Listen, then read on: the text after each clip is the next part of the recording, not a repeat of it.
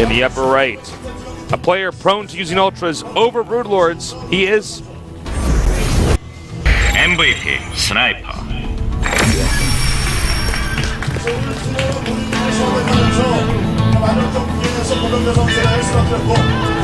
And in the bottom left, we've got our blue Terran player, a very tenacious nerd. He is FX GuMiho. Tenacious Zerg indeed. Oh yeah. No, I said tenacious nerd though. Oh, I thought you said Zerg. I'm like, yeah. Sniper is a tenacious Zerg, Tasis. Yeah, GuMiho does not give up early. This guy fights to the bitter end. Not quite Marine King bitter end, but... Yeah. What? I was just thinking like, GuMiho fights to the last credits are done when he's lost. Marine King fights to the end of the credits on Atomic Train when he lost. Ooh. Or you're sure the movie's over when it's halfway over. Atomic Train is bad. Well, let's take a look what these guys want to do this game. GuMiho not getting a gas. There's this movie that I went to see it. It's like these people that go to the Arctic. Yeah. It's like a horror movie. Then they find out that there's like a killer Santa Claus there. Oh yeah, it's a Finnish movie, right? I think so. Yeah. Yeah. I wanted to see that actually. It looks terrible. Let's watch that. No. Mandate. All right. By the way, there's a proxy racks in the center, but it's like a weirdly timed one. If you're Sniper right now, and the thing is, he knows that Sniper has Drone Scout each game, that's why it's late and at a weird time, because he needs everything in his home base to look normal, and he needs to build it after the drone has gone by. So, wait a minute, is the drone actually just going to pass this as he goes up? Yeah, he is. Well, that's an interesting location that he put it at. Did he think he was going to trap the drone with another supply depot? Oh, maybe. That could have been it. Or it might be that he doesn't care that he sees it, but you should always care if he sees it. So no, I mean, there's that's a little bit weird. A little bit. Element of surprise is just too important here. So, man, all these drones chasing that SCV. Well, I mean, this spawning pool's almost done. This double racks build shouldn't actually do anything. And yeah, he starts command center immediately. He's not even building Marines for a little bit there.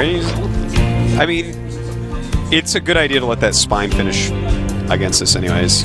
He can sacrifice that little bit of economy to make sure that Marines don't come in and mess up his day. Kind of a funny little game we had here. Yeah, weird choice. I wonder if that was an impulsive decision from him. The second racks? Yeah. I feel like, or at least if I was going to put that there, I think I would make sure I put down the second depot in my base so I kill the drone. I'm pretty sure. All right, so we see Ling's actually running around. That was a good SCV scout, because those are trying to run around so that the Marines are near his base where he has a spine crawler and they're not going to do anything, and his Lings can maybe force a cancel command or something, but with that good scout, his Marines are in position, and these Zerglings do nothing. And look at that, 2 racks didn't do anything into 3 command centers. Are you surprised? No, actually. No? Not at all. I've never seen this before. All right. No, that's pretty much, guys, for this, you don't get the joke. It's pretty much what we always see with 2 racks failed aggression. Yeah. 3 command centers. You just have to do it because your command center is so slow. But you have a lot of units anyways. So, double gas after that, of course. Will he go into mech or will he stay bio? I'm saying stay bio. You think so? I think so, yeah. I really want to see him go into mech, to be honest. His mech's probably better, but... Well, yeah, and this map is pretty darn solid for mech against Zerg. Nice snipe there. Few Zerglings running around. Not a whole lot going on right now. Not a whole lot. Ask me something, Artosis. Make it good. Okay, here's one actually. Who do you think's going to win this season of GSL?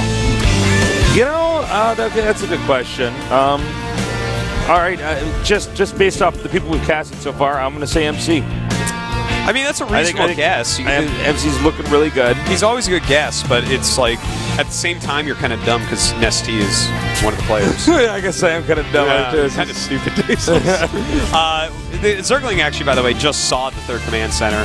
And it basically sees exactly what's going on. That was a great scouting circling. I actually am surprised I got in there, but really, really good scout. These guys have both been scouting very well. We got some pressure being applied over here. Yeah, he's going to try to cancel the third, which is a great way to follow up with two Ling's speed is not done yet.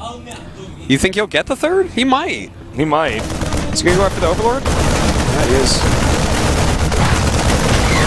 All right, actually, nice switch up there. Well, I guess he is going to get the third. Wow, that...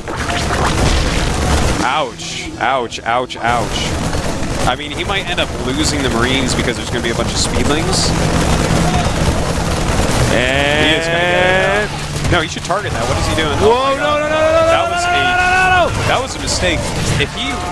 I'm pretty sure... I think he would have got it. If he targeted it, it died. No, I had to. I want to say I'm 95% sure of that. Like, so that makes that for sure a mistake. That's way too greedy to try to kill every Ling there and then the hatchery. All right, so Sniper has saved that. That's really important for Sniper. Yeah. GuMiho has shown that he's not, in fact, going to mech. He is going to stay on the bio. That was right. Yeah. And he's actually getting a 4th command center. That's interesting. All right, that's too bad because the Marines basically did nothing if they didn't go the hatch. Yeah, an Overlord and some Lings, he doesn't care about that. Yeah, that's totally expendable. And the thing is, he does, with what he's doing, 4 command centers, 2 eBays, he has nothing that can go up there and finish off that hurt hatch. That hatch is going to be pretty darn high health next time he's up there.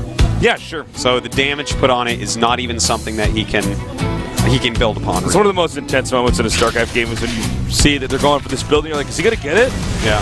It's building, so its health is going up, and it's I don't know, it's crazy. All right, so siege mode done. Time to take that 3rd base. And he'll take that right over here. The creep spread this game not looking as hot as normal. How many queens? Well, these guys are probably both pretty tired.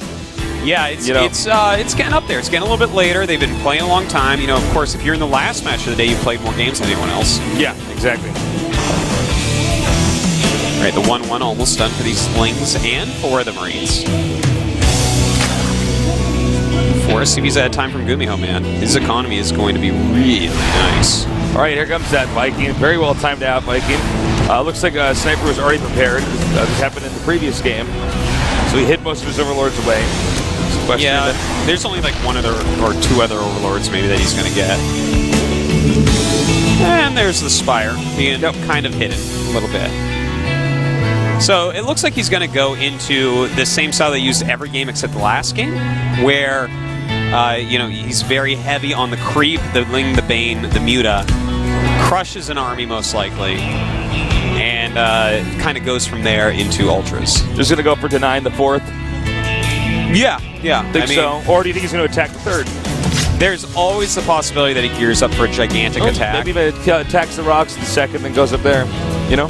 But I would say I don't really want to see him attack that one because GuMiho has already shown in previous games, as well as already this game, tanks on high ground in siege mode. And stuff like that can be very difficult for one of those timing attacks to do well against. That is true. GuMiho's very good at positioning. I don't think we give him enough credit for that, but he's very good at positioning. Yeah, he's very strategical about his position. Is he going to deny this one? He can kite that. He can kite that. He can't kite that. No. He can't kite that. Can he kite that? That? No. All right, 11 mutas on the way, so these drops are going to be less effective coming up. This is good. I like how aggressive he's being with creep right now, where he's denying tumors left and right. Again, another hatchery not denied. So Sniper's going to be going up to 5 bases. Oh. That's pretty sick. Again, Sniper just so solid here. Here come the GuMiho's going to have to push out here, and he cannot afford to lose these medevacs here.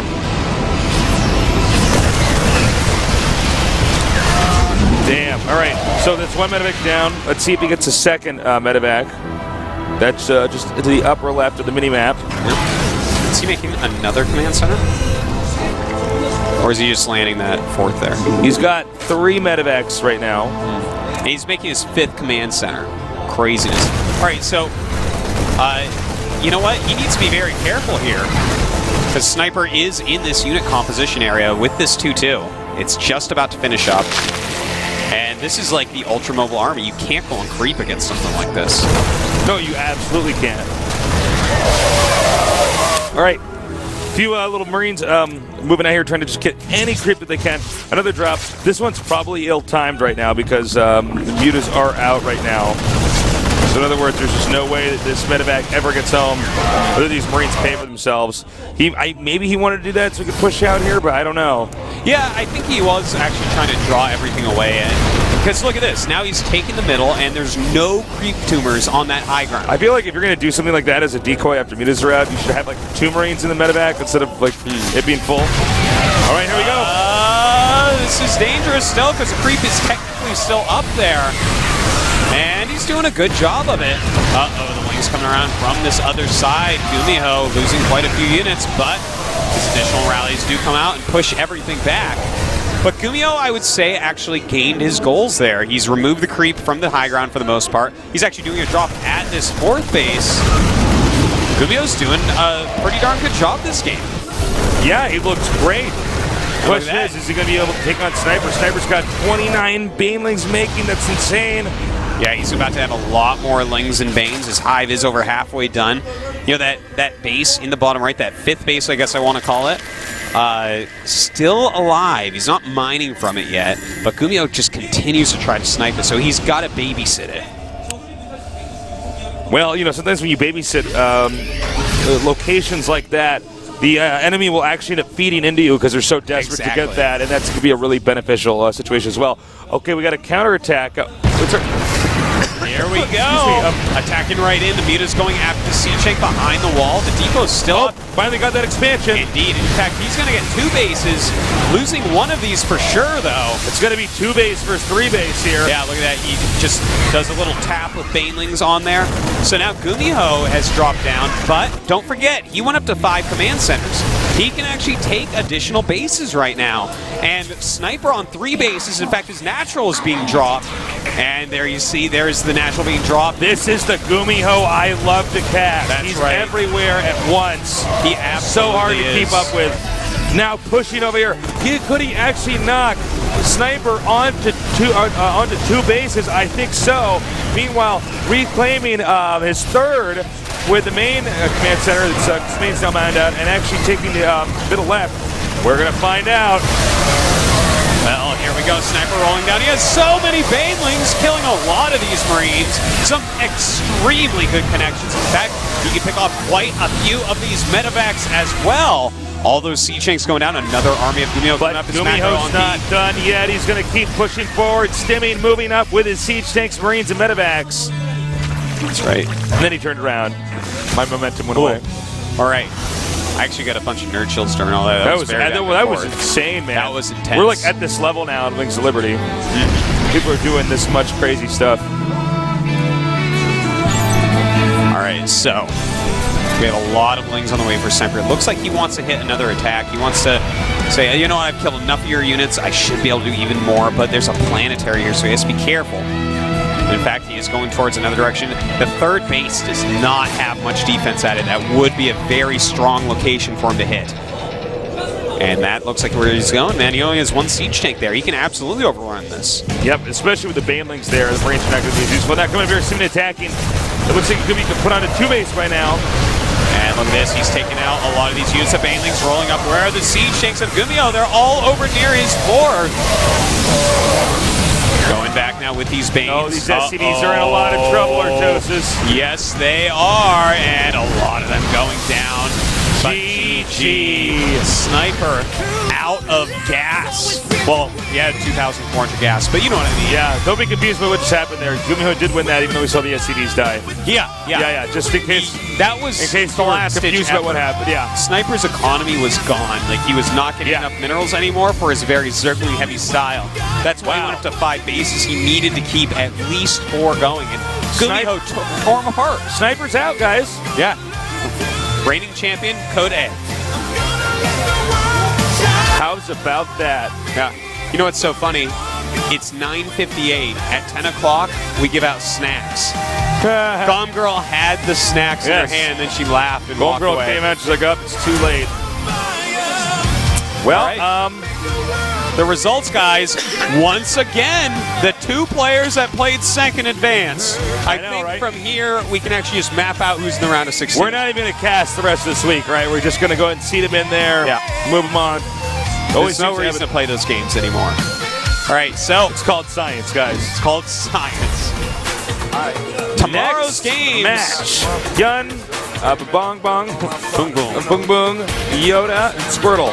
That's going to be a sick group. Yoda is playing very well lately. So is Squirtle, who just left StarTale. Then, of course, Boom Boom. He is back. A very strong Zerg. And Yun himself, the runner-up of last season.